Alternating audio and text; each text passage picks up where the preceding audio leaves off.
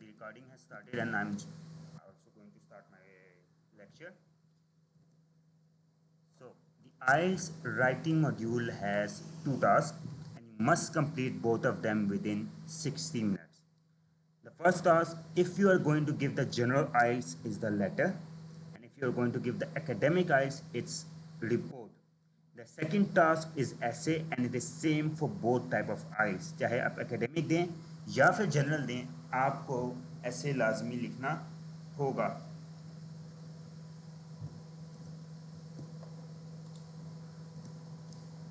कल भी मैंने ये एक्सप्लेन किया, आज दोबारा एक्सप्लेन कर रहा हूँ कि आपके जो राइटिंग की 5 पॉइंट्स हैं जिसके ऊपर आपको नंबर मिलते हैं, उसमें से पहला पॉइंट है टास्क अचीवमेंट. टास्क अचीवमेंट का मतलब होता है कि आपको जो टास्क दिया हुआ है आप उसको सिर्फ अचीव करो, उसको सिर्फ पूरा करो. ठीक है, इसमें आप एग्जाम्पल नहीं दे सकते, आप पावर एफिशिएंसी नहीं शो कर सकते, आप ओपिनियन नहीं दे सकते. You have to stick to facts and figure. Task response में आपने ओवर एफिशिएंसी शो करनी होती है, आपने एग्जाम्पल्स देनी होती है, ओपिनियन लिखना होता है, ओपिनियन को जस्टिफाई भी करना होता है. उसके बाद तीसरा पॉइंट होता है कोहेरेंस एंड कोहेजन. इसका मतलब होता है कि आपका हर आने वाला सेंटेंस हर पिछले सेंटेंस से, हर आने वाला पैराग्राफ हर पिछले पैराग्राफ से लिंक हो. और ये लिंकेज कैसे क्रिएट होती है? कंजंक्शन से. कंजंक्शन कौन से होते हैं? Firstly, secondly, thirdly, additionally, in addition to this, furthermore, however, but yet, since, so far. ठीक है, ये सारे कंजंक्शंस होते हैं. उसके बाद लेक्सिकल रिसोर्सेज आते हैं जिसको आप कहते हैं वोकेबलरी. दो तरह के रिसोर्सेज हैं. पहला है जॉर्गन्स या टेक्निकल वर्ड्स, दूसरा है कॉमन वर्ड्स. फोकस आपका कॉमन वर्ड्स पे ज़्यादा होना चाहिए जॉर्गन से. कॉमन वर्ड्स में आते हैं, कैसे सीखते हैं हम? सिनोनिम सीखना है, एंटीनम सीखने हैं, Fraser verbs, idioms, similes and metaphor. ठीक है, ये 5 चीज़ों से आपका वोकेबलरी इंक्रीज होती. उसके बाद आता है ग्रामेटिकल रेंज. 5 पॉइंट होते हैं रेंज में. पहले आपके 12 टाइप के टेंसेस होते हैं, उसके बाद 4 टाइप के सेंटेंसेस होते हैं, फिर 2 टाइप की नरेशंस होती हैं और 2 टाइप के वॉइसेस होते हैं. ठीक है, लास्ट चीज़ जो आपकी ग्रामर में आती है वो होती है स्पेलिंग. स्पेलिंग की मिस्टेक बिल्कुल भी नहीं करनी. अगर आप ग्रामर के बाकी 4 पॉइंट्स में से 3 गलतियां करते हैं और स्पेलिंग की एक गलती करते हैं, आपके बराबर नंबर करते हैं. तो सोच लें स्पेलिंग पे उन्होंने कितनी सख्ती रखी हुई है. ठीक है,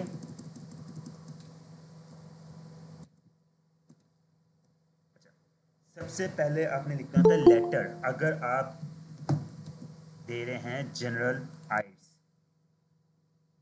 ठीक है, सो लेटर की 3 टाइप हैं जनरल आइल्स में. एक होता है इनफॉर्मल, दूसरा होता है सेमी फॉर्मल, तीसरा होता है फॉर्मल. अच्छा, एक चीज़ मैं यहाँ पर क्लैरिफाई करना चाहूँ. टाइप और कैटेगरी डिफरेंट चीज़ होती है. टाइप आपका स्ट्रक्चर डिटरमाइन करता है और जो कैटेगरी है वो कंटेंट को डिटरमाइन करती है कि अंदर कंटेंट क्या लिखना है. पहली टाइप है इनफॉर्मल. ठीक है, इनफॉर्मल आप तब लिखते हैं जब आप उस बंदे को जानते हो या आपका कोई उससे नाता हो, रिश्ता हो. ठीक है, आपका भाई बहन दोस्त, कोई कोलीग हो गया, कोई टीचर हो गया. ठीक है, मीन्स जिस बंदे से आपकी प्रॉपर सलाम दुआ हो, दोस्ती यारी हो या कोई रिश्ता हो, तब आप इनफॉर्मल लिखते हैं. अब जैसे यहाँ पे एग्जांपल दी है, you would like to invite a foreign friend to visit you for your birthday, write a letter inviting your friend. In your letter, ये 3 पॉइंट्स आपने एक्सप्लेन करना है. लेटर में तीनों पॉइंट दिए होते हैं. ये 3 पॉइंट क्यों दिए होते हैं हम आगे जाके बताते हैं आपको. दूसरा होता है सेमी फॉर्मल. अब सेमी फॉर्मल में भी 2 टाइप्स होती हैं. एक होता है semi formal informal, semi formal formal. Semi formal informal अब तब लिखते हैं जब आप उस बंदे को जानते हो. जानने से मतलब ये नहीं कि आपको सिर्फ उसका नाम पता हो, आप प्रॉपरली उसको जानते हो और टॉपिक सीरियस हो कोई. सेमी फॉर्मल फॉर्मल तब लिखते हैं जब आप उस बंदे को नहीं जानते, सिर्फ उसका नाम बेशक जानते हैं, उसकी पोस्ट जानते हैं, बट आपने सीरियस टॉपिक एक्सप्लेन करना हो. ठीक है, दोनों में फ़र्क देखें. You give advice to your friend who is seeking work. Friend क्या है? बंदे को आप जानते हैं. सीकिंग वर्क सीरियस टॉपिक आ गया. नीचे देखें, write a letter requesting time off work in your letter. अब उसने ये नहीं मेंशन किया कि आप किसको लेटर लिखें, उसने सिर्फ ये कहा कि आप लेटर लिखें. तो मीन्स आप उस बंदे को नहीं जानते जिसको आप लिखे हो. आप लिख दोगे to the manager, to the supervisor, to the head. ठीक है। फॉर्मल लेटर थर्ड टाइप होते हैं। फॉर्मल में आपने उस बंदे को लेटर लिखना होता है जिससे ना तो आपका कोई नाता हो, ना कोई रिश्ता हो, और ना आप उसको जानते हो। ठीक है। For example, you recently order something online, when the delivery came it was not complete. अब आपने कंपनी को लिखना है, फॉर एग्जाम्पल दराज को लिखना है, अली बाबा को लिखना है, ठीक है, अली एक्सप्रेस को लिखना है। अब उसको तो आप नहीं जानते कि उसमें आपने किस बंदे को लिखना है, लेकिन आपने लिखना है। So you don't know the person, you neither have any relationship with, but you have to discuss a serious topic, so आप फॉर्मल लिखेंगे। तीन टाइप मैंने बताई, इनफॉर्मल, सेमी फॉर्मल, फॉर्मल। सबसे कॉमन जो होते हैं वो फॉर्मल लेटर्स होते हैं। उसके बाद जो सबसे कॉमन होते हैं वो इनफॉर्मल होते हैं, और उसके बाद सेमी फॉर्मल होते हैं। टाइप्स ऑफ लेटर में किसी का कोई सवाल, स्पेशली वो स्टूडेंट जो जनरल आइल्स देने वाले हैं?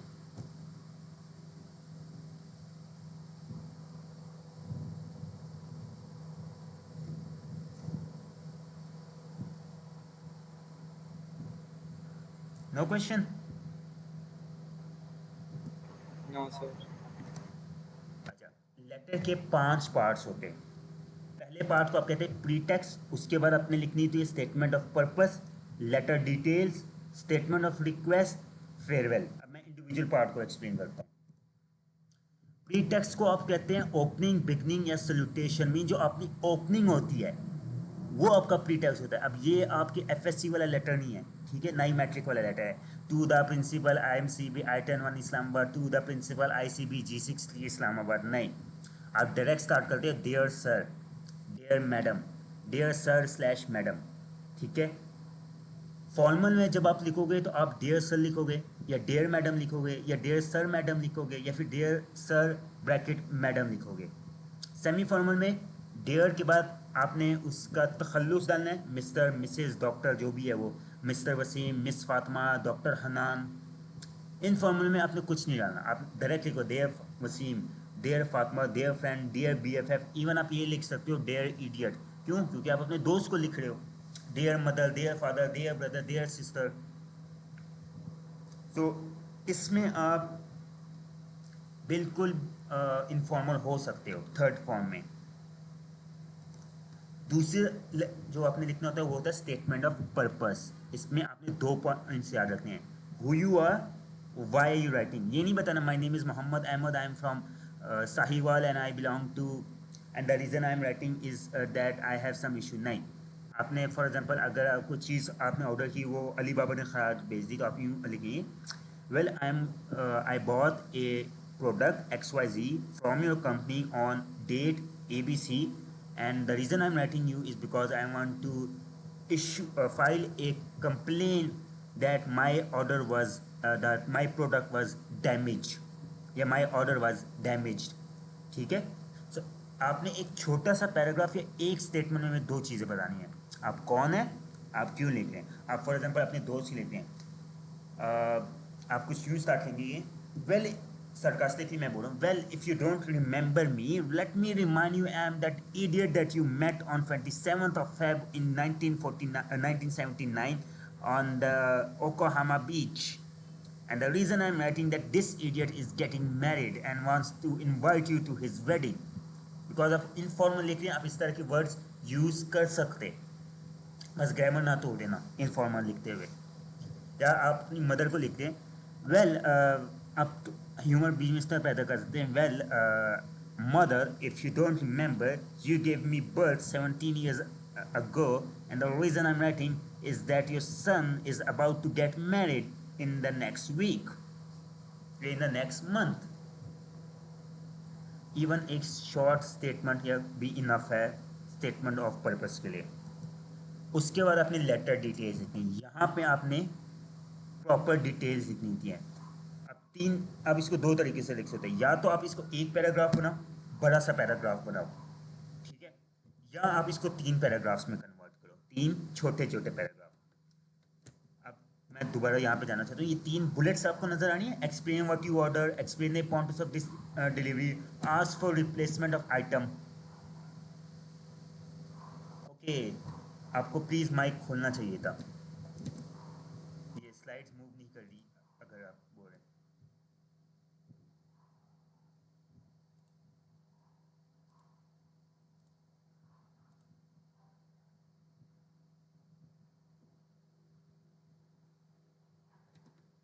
आप देखिए मूव करिए स्लाइड्स गाइस, प्लीज़। आपको जब भी कोई मसला हो माइक ओपन कर लें, माइक की खोलने की पाबंदी नहीं है। Yes sir. जी फैज़ान भाई, एकेडमिक आर्ट्स में भी मैं प्रॉपर आपको टिप्स वगैरह बताऊंगा, डोंट वरी। अभी मैं लेटर से स्टार्ट किया, अगला पोर्शन रिपोर्ट है, ठीक है। अब ये 3 पॉइंट्स आप देख रहे हैं, ये 3 पॉइंट्स आपके लेटर डिटेल्स होते हैं, ठीक है। Explain what you order, explain the importance of this delivery, ask for a replacement item to be send. इन तीनों को आपने बकायदा पैराग्राफ देने, या तो मैंने आपको कहा एक पैराग्राफ लिखो या 3 पैराग्राफ लिखो। मेजॉरिटी ऑफ वर्ड काउंट आपने लेटर डिटेल से पूरा करना है, मेजॉरिटी। क्योंकि स्टेटमेंट ऑफ पर्पस एक सेंटेंस या एक पैराग्राफ होता है, उसके बाद भी एक ही पैराग्राफ आता है। सो आपने लेटर डिटेल्स में अपना वर्ड काउंट पूरा करना होगा।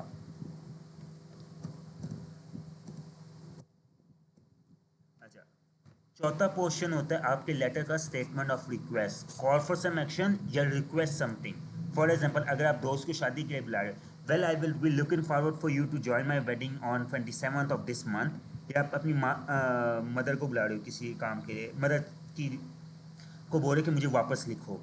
Well mother, I would be looking forward for you to write me back as soon as possible so that I can know about your health. या अगर आप ऑर्डर के मुतालिक बोल रहे, well I would be looking forward for your company to replace my order और to send me incentives या फिर रिफंड मी द मनी, जो भी आप कहना चाहो, ठीक है। ये भी छोटा सा होता है स्टेटमेंट ऑफ पर्पस या स्टेटमेंट ऑफ रिक्वेस्ट, सॉरी, ठीक है। इतना लंबा नहीं लिखना आपने, एक स्टेटमेंट लिखनी, ज़्यादा से ज़्यादा एक पैराग्राफ हो जाएगा, इससे ज़्यादा नहीं हो पाएगा, ये छोटा होता है बहुत। आखिरी चीज़ फेयरवेल होता है, ठीक है। फेयरवेल को आप क्लोजिंग एंडिंग कहते हो। अब फेयरवेल हर टाइप के मुतालिक अलग होता है। फॉर्मल में आप लिखोगे योर्स फेथफुली, उसके बाद अपना नाम लिखो, अपना नहीं तो मेड अप नाम लिखो, लेकिन मेड अप नेम सही लिखना, ये नहीं हो कि आप सुपरमैन, बैटमैन, स्पाइडरमैन लिख के आ जाए, ठीक है। सेमी फॉर्मल योर्स सिंसियरली आता है। इनफॉर्मल में डिफरेंट टाइप हो सकती है, best regard, best wishes, love, your BFF, your beloved friend, your beloved husband, your beloved wife, your son, your daughter, ठीक है। किसी भी टाइप से आ सकता है। और हाँ, एक और चीज़ हो सकता है कि आप मेल हो और आपको लेटर जो वो फीमेल के कॉन्टेक्स्ट में लिखना हो, तो ये भी आपने लिखना है। फिर आपने खुद अपना जेंडर बदलना है वहाँ लेटर लिखते हुए। ये ना हो कि वो लिखा हो कि आप राइट टू योर हस्बैंड, ठीक है, आप बेशक मेल हैं but write to your husband लिखा है, तो आपने उसी हिसाब से लिखना है कि आप एक वाइफ हैं, आपने अपना जेंडर फीमेल रखना है। अच्छा, लास्ट में जनरल टिप्स दे दूँ। मैक्सिमम आपने 200 वर्ड्स लिखनी है, मिनिमम आपने 150 लिखनी है।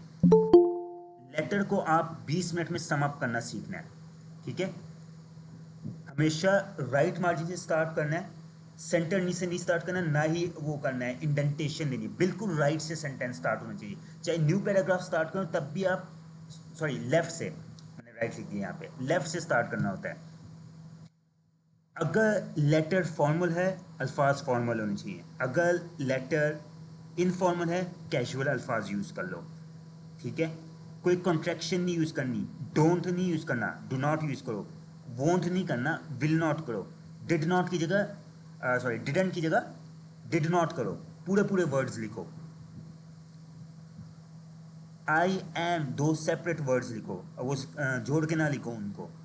इसी तरह वोना नहीं लिखना, गोना नहीं लिखना, ठीक है। ये सारे भी बुरे मनाए जाते हैं, नंबर कटते हैं। लेटर में एक चीज़ आपने ख्याल रखनी है कि आपने लाइंस छोड़नी होती है। आपने प्रीटेक्स्ट लिखा, लाइन छोड़ो। स्टेटमेंट ऑफ पर्पस लिखी, लाइन छोड़ो। लेटर डिटेल्स लिखी, लाइन छोड़ो। स्टेटमेंट ऑफ रिक्वेस्ट लिखी, लाइन छोड़ो। फेयरवेल में योर्स फेयरफुली, योर्स सिंसियरली, जो भी लिखा वो लाइन छोड़ो, फिर अपना नाम लिखो। लेटर डिटेल्स के दरमियान में लाइन नहीं छोड़नी होती, ये याद रखें। लेटर डिटेल्स के जो 3 पैराग्राफ अगर आप लिखते हैं तो उनके दरमियान में लाइन नहीं छोड़नी, लेकिन लेटर डिटेल्स से पहले और बाद में लाइन ज़रूर छूटेगी आपकी। अब मुझे ये बताएं कि लेटर से किसका क्या क्वेश्चन है, फिर मैं रिपोर्ट पे जाता हूँ।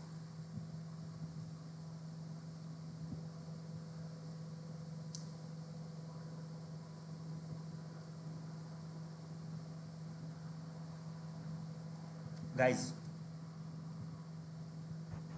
No, sir. You can ask me anything from letter, जिसका जनरल आइल्स से स्पेसिफिकली उनसे मैं पूछ रहा हूँ, क्योंकि लेटर जो है वो जनरल आइल्स में आता है सिर्फ।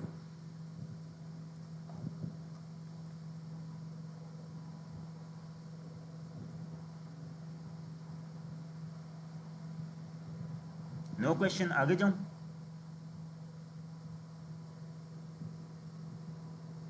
हाँ, लेटर डिटेल्स के दरमियान आप लाइन स्किप नहीं कर सकते, ठीक है?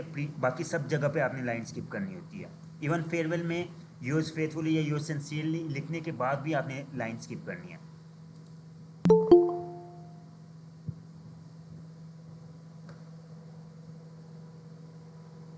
Anything else? रिपोर्ट स्टार्ट करूँ?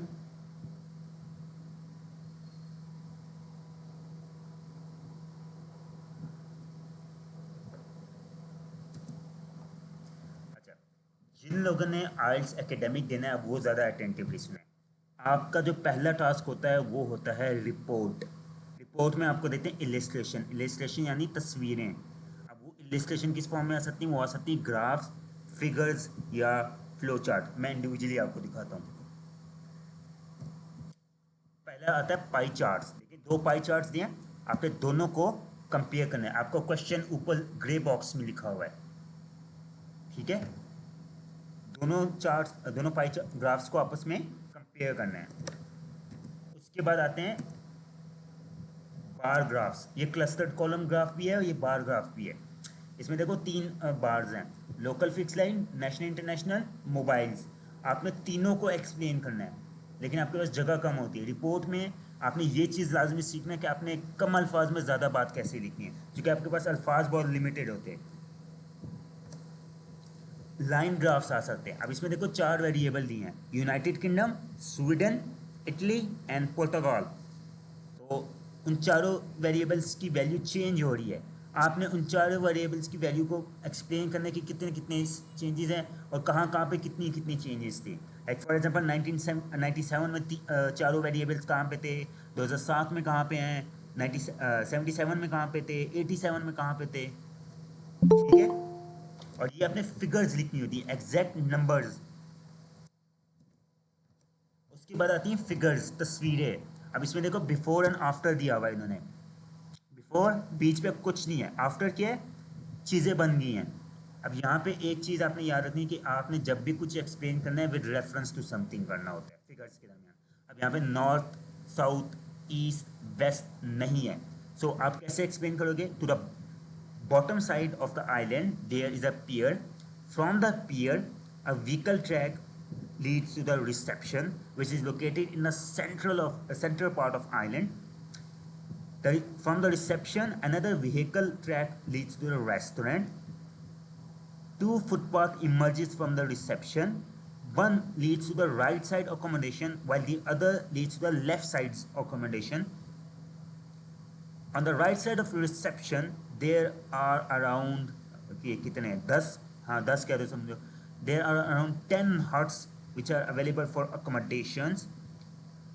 On the left side of reception the footpath leads to the smaller accommodation which are 6 in numbers. From the left side accommodation a footpath leads to the beach where a swimming area has been constructed for the tourists.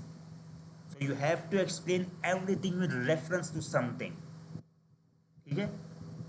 आप randomly नहीं बता सकते अच्छा reception है इसमें और accommodations है और बीच बना हुआ है, स्विमिंग है, पियर है। No, you have to explain everything with reference to something. अगर नॉर्थ साउथ ईस्ट वेस्ट दिए हुए तब तो आपके लिए एक्सप्लेन करना ज़्यादा ईजी होता है।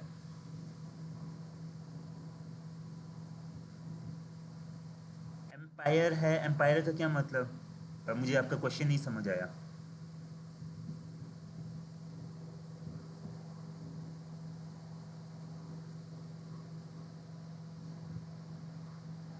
Miss Ramsha, can you please clarify your question for me?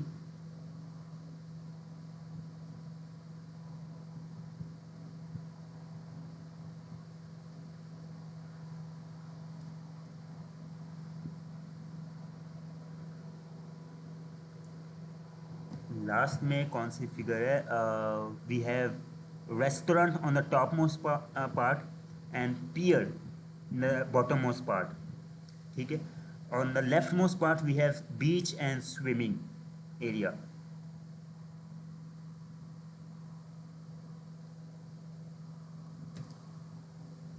अच्छा, रिपोर्ट्स के 3 पोर्शन होते हैं या 3 पार्ट्स होते हैं. पहला पार्ट होता है इंट्रोडक्शन पैराग्राफ, उसके बाद आते हैं 2 बॉडी पैराग्राफ्स और उसके बाद आता है conclusion paragraph. So total paragraph हुए 4 आपके. ठीक है, सिर्फ 4 ही लिखने, ज़्यादा नहीं लिखने.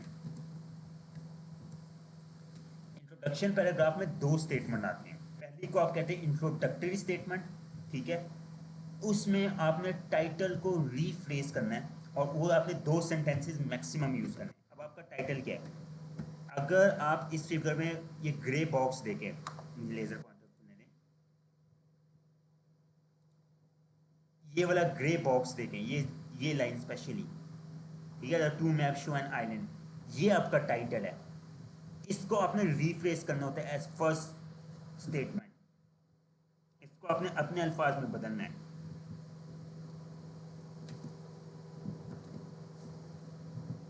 उसके बाद सेकंड स्टेटमेंट होती है आपने ट्रेंड्स या समरी एक्सप्लेन करने होते हैं.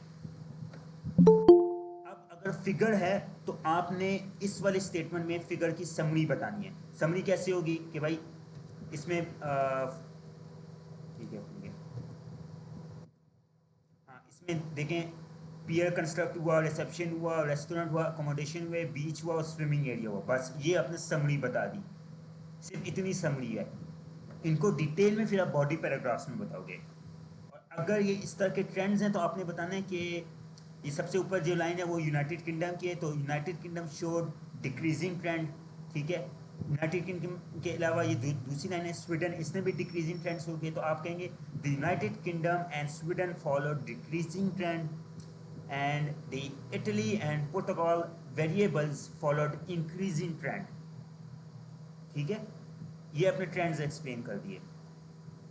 अगर यहाँ पे देखें तो आप मिक्स ट्रेंड थोड़े से हैं, तो आप यूँ बोलेंगे national, international and fix lines as well as mobile lines followed increasing trend as the time passed by. However, the local fixed line increased till 1999 and started decreasing after that. ठीक है, title कौन सा है? Title ये जो ऊपर grey box में आपको नजर आ रहा है. स्लाइड मूव हो रही है नहीं? मुझे ये दोबारा कंफर्म कर दें प्लीज सब, बिकॉज मेरे पास स्क्रीन पे स्लाइड्स मूव हो रही हैं. यस सर, हो रही है. जो ऊपर ग्रे बॉक्स में देखें ना आप, ये चीज़, ये आपका टाइटल है, ये जो फर्स्ट लाइन है. The graph shows average carbon dioxide CO2 emissions per person in the United Kingdom, Sweden, Italy and Portugal between 1967 and 2007. मतलब 50 ईयर्स का इन्होंने लिया डाटा. अब आप 50 ईयर्स की जगह आप इस 1967 टू 2007 की जगह लिख दो 50 ईयर्स, या फिर आप लिख सकते हो गोल्डन जुबली. ठीक है, 50 ईयर्स को आई थिंक गोल्डन जुबली कहते हैं, if I am not wrong.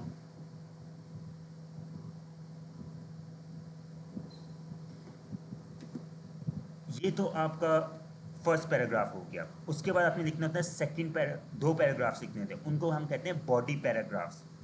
दोनों में सेम वर्ड काउंट रखना है. ये नहीं कि एक में आपने 20 वर्ड्स लिख दिए और दूसरे में 60 वर्ड्स लिख दिए, वो बहुत बुरा लगेगा. दोनों में ऑलमोस्ट बराबर वर्ड काउंट रखना है. उसमें एक आपकी ओपनिंग स्टेटमेंट होती है, फिर डिस्कशन होती है, फिर क्लोजिंग स्टेटमेंट होती है. ओपनिंग स्टेटमेंट यानी पैराग्राफ में बात क्या रहा है, डिस्कशन यानी एक्चुअल डिस्कशन, क्लोजिंग स्टेटमेंट यानी पैराग्राफ में क्या की बात का क्या नतीजा निकला, what is the summary of that paragraph.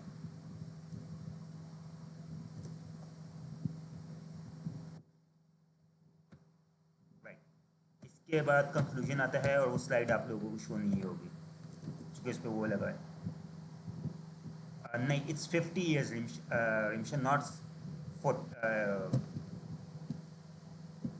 77, 87, 97. हाँ ठीक है, यू राइट. लास्ट में आपने कंक्लूड करना होता है. अब आपने देखें कंक्लूजन में क्या करना है, दोबारा से इस चीज़ को इग्नोर करना है, ये ग्रे बॉक्स को, सिर्फ इस चीज़ पे फोकस रखो. इस चीज़ पे फोकस रखते हुए आपने कंक्लूजन लिखे हैं. अगर मैं इसकी बात करूँ तो सिर्फ इस ग्राफ पे फोकस रखो और अपना कंक्लूजन लिखो. इस चीज़ को इग्नोर करो कंक्लूजन में. ये चीज़ आपकी मेन होनी चाहिए कंक्लूजन में, ये जो ग्राफ है आपका.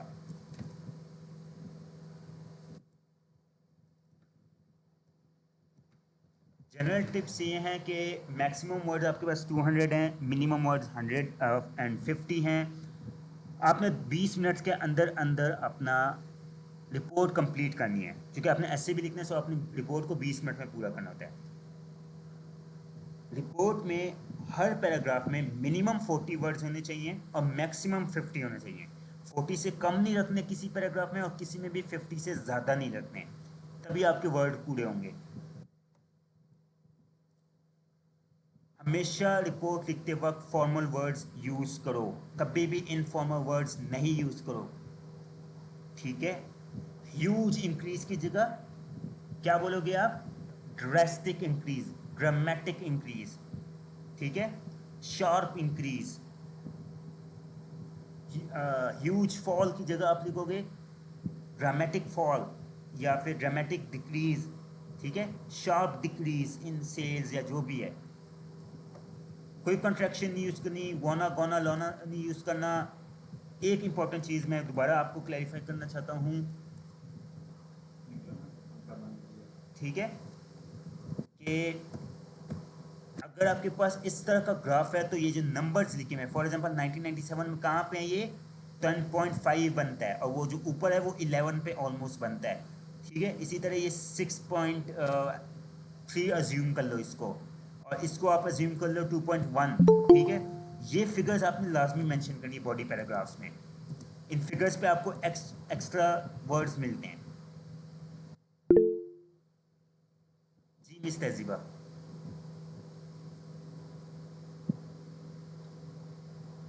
You want to ask something?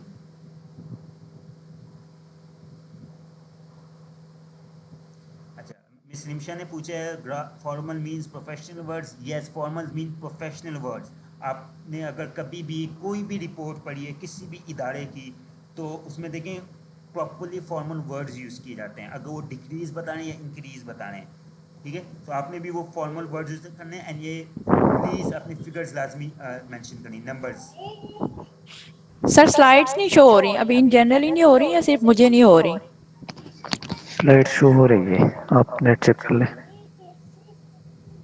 ये क्यों मसला आ रहा है मुझे समझ नहीं आ रहा, क्योंकि ओके कुछ लेट के मी पास चेक। शो हो रही है और कुछ के पास नहीं हो रही।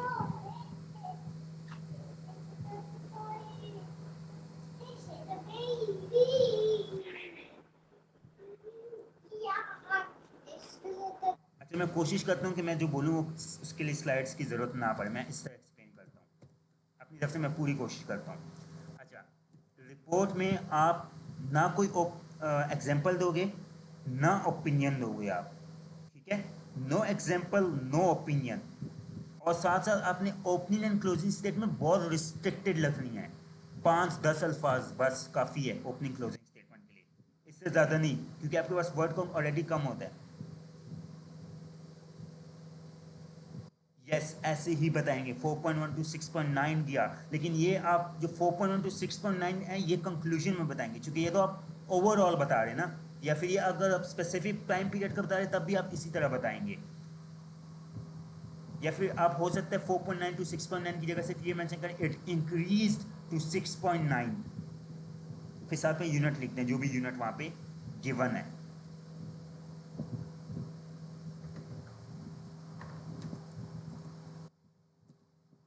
ओके, रिपोर्ट के अंदर से कोई भी question?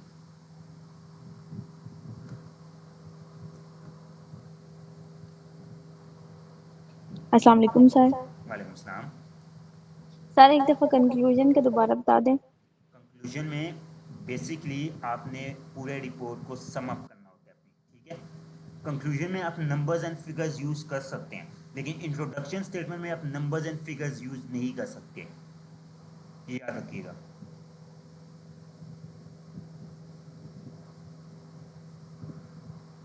Okay sir, thank you. Okay, anything else from the report?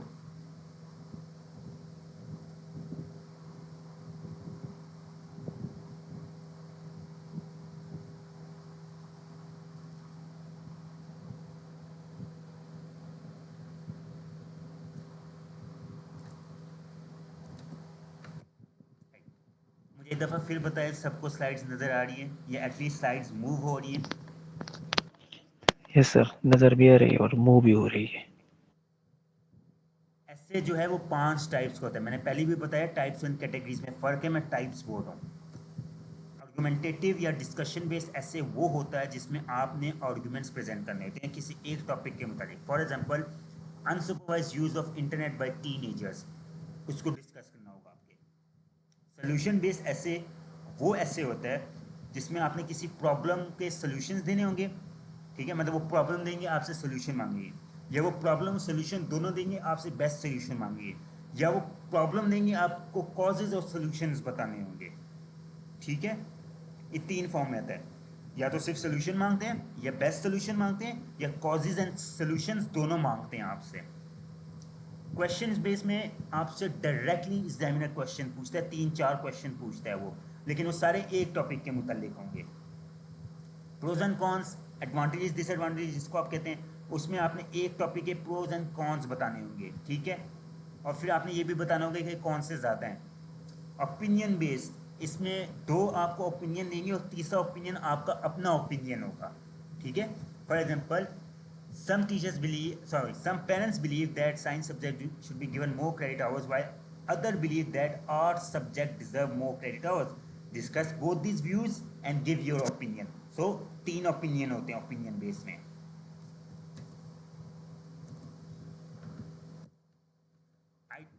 Ideally speaking ऐसे में 260 से 280 वर्ड्स होने चाहिए, मैक्सिमम आप 300 पे चले जाओ। ऐसे के लिए आपने 30 से 40 मिनट बचाने हैं, या अगर आप ऐसे पहले करें तो उसको 30-40 मिनट में रैप अप करना है, और ऐसे में मल्टीपल पैराग्राफ्स होते हैं। कहीं पे भी स्लाइड मूव होना रुक जाए तो प्लीज़ मुझे इन्फॉर्म कीजिएगा, जैसे मेरी अब रुक गई हैं। Okay sir. ऐसे के 4 पार्ट्स हैं। पहला पार्ट इंट्रोडक्शन, दूसरा बॉडी, तीसरा ओपिनियन, चौथा कंक्लूजन। इंट्रोडक्शन में 3 स्टेटमेंट्स हैं। अब यहाँ से बात गौर से सुनना, थोड़ी सी टेक्निकल बातें होंगी। पहली स्टेटमेंट होती है हुक। हुक से मुराद कांटा। आपने एग्जामिनर को डालना है यहाँ पे कांटा, मछली पकड़नी है आपने। मछली क्या है? एग्जामिनर है आपकी। सो आपने एग्जामिनर को कांटा डालना है यहाँ पे। आपकी पहली स्टेटमेंट होती है हुक स्टेटमेंट, और बहुत इंपॉर्टेंट होती है क्योंकि आपने एग्जामिनर को कांटा डालना है, उसको अपनी तरफ मुतवज्जो करना है। हुक स्टेटमेंट की 3 कैरेक्टरिस्टिक्स हैं। पहला, इट शुड बी अट्रैक्टिव या आई कैची। दूसरा, ideally a hook statement has 12 to 15 words. ये चीज़ें लिख लो अपने पास, ये स्लाइड्स में नहीं है। Ideally hook statement has 12 to 15 words, maximum 20 words, 20 से ऊपर नहीं जानी चाहिए hook. Third characteristic, hook statement is one of the 3। या तो हुक स्टेटमेंट बैकग्राउंड होगी, या हुक स्टेटमेंट हिस्ट्री होगी, या हुक स्टेटमेंट कोई कोट होगा, ठीक है। फॉर एग्जांपल वर्ड आ गया टेक्नोलॉजी, आपका कीवर्ड बना टेक्नोलॉजी। सो आप कुछ यूँ बोल सकते हैं, advancement in technology has brought comfort into our life. या फिर आप एल्बर्ट आइंस्टाइन का मशहूर तरीन कोट आप लिख सकते हैं, the famous scientist Albert Einstein have quoted, फिर आप कोटेशन मार्क्स डालेंगे, I fear the day when the technology will hinder our intelligence या intellect, ठीक है, दोनों वर्ड यूज करते हैं उसके कोट में। So 3 characteristic, eye catchy, 12 to 15 words, history, background या कोट में से कोई एक चीज़। उसके बाद आप लिखते हैं introductory statement, it comes right after the hook statement, and आपने यहाँ पे टाइटल को रीफ्रेज करना है, उसको अपने अल्फाज में बदलना है। 2 से 4 सेंटेंसेस के अंदर आपने ये करके दिखाना है, ठीक है। This is the most rephrasing portion. तीसरी स्टेटमेंट होती है ओपिनियन, ठीक है। 1 मिनट में आपके क्वेश्चन आंसर करता हूँ, मुझे पूरा करने रहिए पैराग्राफ। ओपिनियन स्टेटमेंट होती है third statement.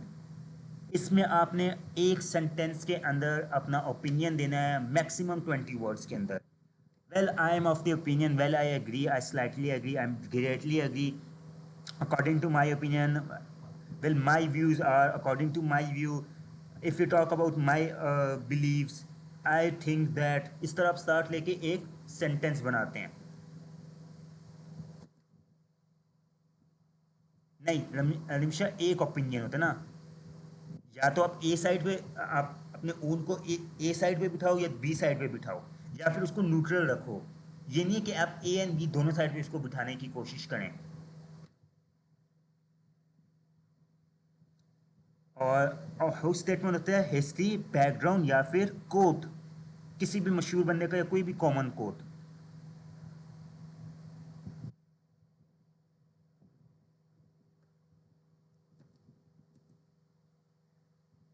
Yes, hook and opinion दोनों में मैक्सिमम 20 वर्ड्स होते हैं, आइडियली 15 वर्ड्स तक होता है वो।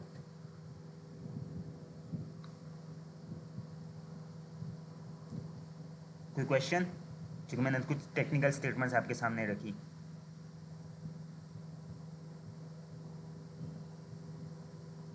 इंट्रो जो है वो 2 से 4 सेंटेंसेस का होता है, वो वर्ड काउंट भी नहीं होता, उसके सेंटेंसेस आपने गिनने।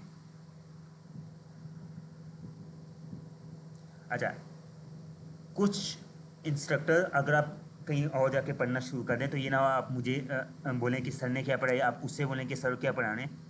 तो ओपिनियन स्टेटमेंट को थीसिस स्टेटमेंट भी कहते हैं, हुक स्टेटमेंट को भी लोग थीसिस स्टेटमेंट कह देते हैं, तो इस चीज़ से ना घबराना। इंट्रोडक्टरी स्टेटमेंट को इंट्रो स्टेटमेंट भी कह देते हैं, ठीक है।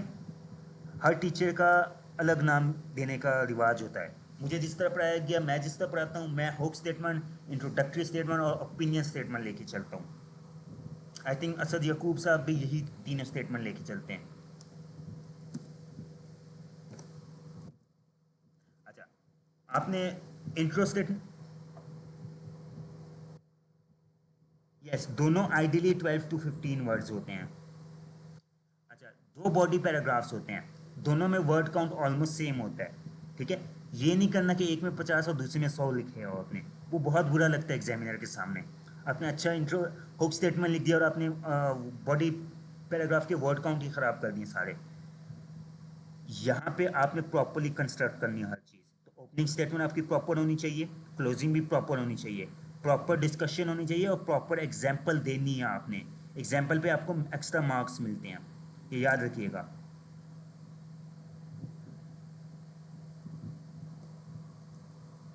ठीक है, पहले ओपनिंग स्टेटमेंट, फिर डिस्कशन, फिर एग्जाम्पल, फिर closing statement.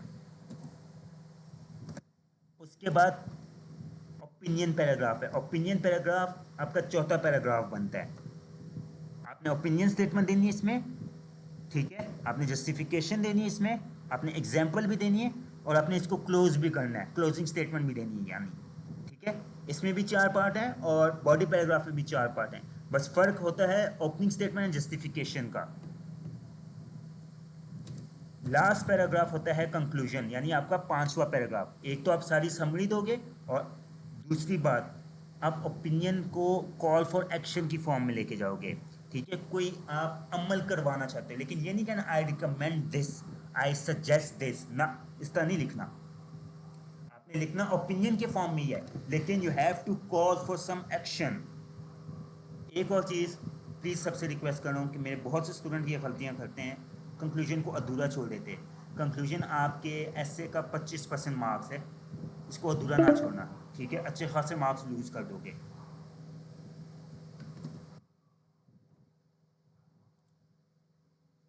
Example real life से हो तो बेहतर है।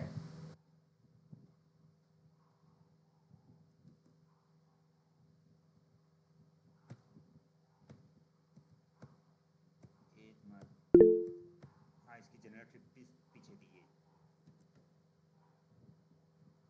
अच्छा, इसकी जनरल टिप्स पीछे लिखी हुई है कि ideally 260 to 80 words, 30 to 40 minutes, बाकी सब सेम है इसका रिपोर्ट की तरह। बस यहाँ एग्जाम्पल दो, ओपिनियन दो, ओवर एफिशिएंसीज दिखाओ, ठीक है। एग्जामिनर को बताओ कि मुझे लिखना आता है, उसे ये शो करवाओ। ये राइटिंग मॉड्यूल था आपका। आपका राइटिंग मॉड्यूल से कोई क्वेश्चन है? सॉरी, मैं आपको कोई एग्जाम्पल सॉल्व करके नहीं दे पाया क्योंकि हमें 45 मिनट सिर्फ स्लाइड्स पे लग गए।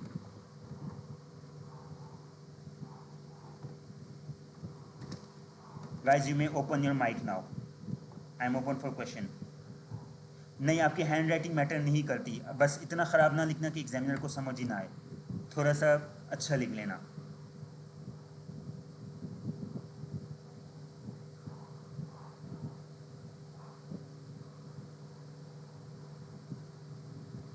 गाइस, क्वेश्चंस पूछो, जो भी आता है, रैंडम चीज़ आती है दिमाग में, पूछो इस वक्त।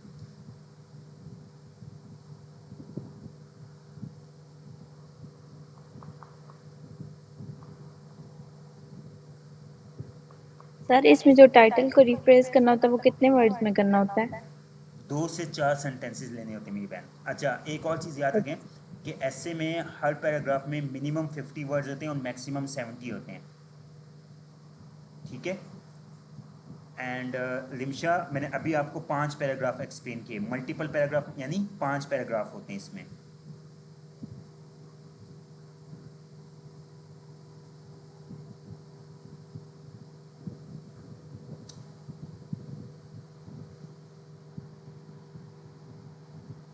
Any other question?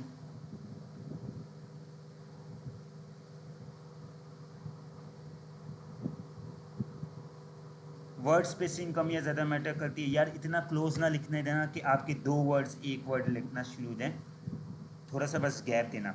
अच्छा, एक और चीज़, आपके ना जो वर्ड काउंट होता है वो ऐसे गिनते हैं कि एक, वो यूँ नहीं गिनते कि आपके सारे वर्ड गिनेंगे, वो आपके average number of words in a line multiply by number of lines गिनते हैं, ठीक है।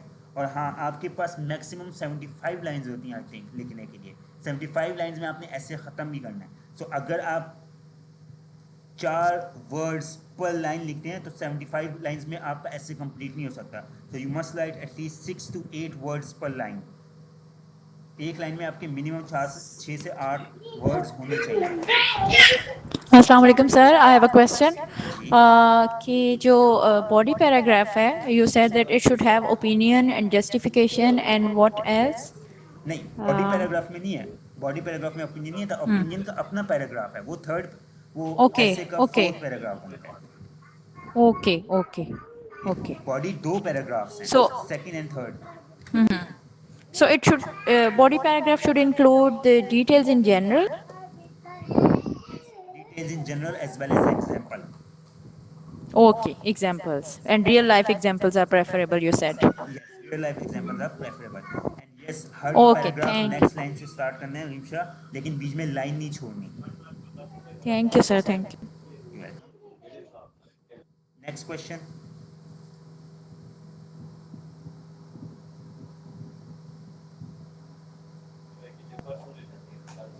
Sir, I'm sorry, I'm taking you back to the letter writing while I shouldn't have done this, but at that point I wanted to question, लेकिन miss हो गया. When you were talking about letter, तो हम जो formal, जैसे I'm a lecturer in university, तो when we are writing a letter, तो we also mention the subject. आप भी करते होंगे definitely. तो is it necessary to mention the subject here in this kind of letter writing, or it's only for formal use or academic use? The यहाँ पे subject subject की जैसे जगह स्टेटमेंट ऑफ पर्पस होती है। होती है, ठीक है, ठीक है, ठीक है, I understand. So here we don't need to give it a heading like subject request for maternity leave, जैसे हम लिखते हैं यूनिवर्सिटी में, तो we don't need to mention that. Yes, you don't need to mention that, आप उसकी जगह statement of purpose लिखिए। Okay, statement of purposes, okay, thank you sir, thank you. You just start with there whatever he is, then एक line छोड़ के statement of purpose. Okay sir, thank you so much. No issue. You can ask any question. This is for your question answer session for you guys. Anything else?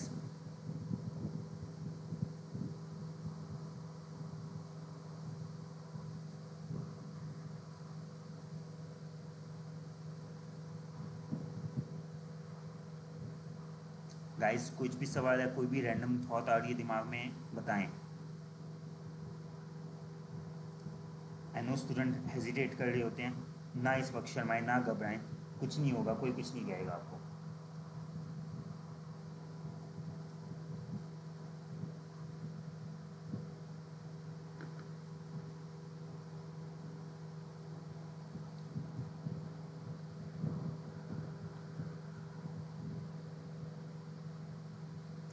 Okay, as you guys don't have any further question, so writing module यहाँ पे हो गया समाप्त, ठीक है। अब speaking module मैंने explain करना, so you have to give me half hour, ठीक है, ताकि मैं आप लोगों को स्पीकिंग मॉड्यूल प्रॉपर्ली एक्सप्लेन कर सकूँ।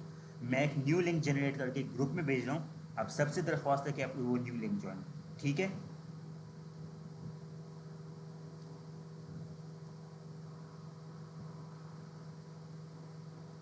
Got it guys? मैं स्पीकिंग के लिए न्यू लिंक जनरेट कर रहा। Yes, sir. Can you leave this meeting?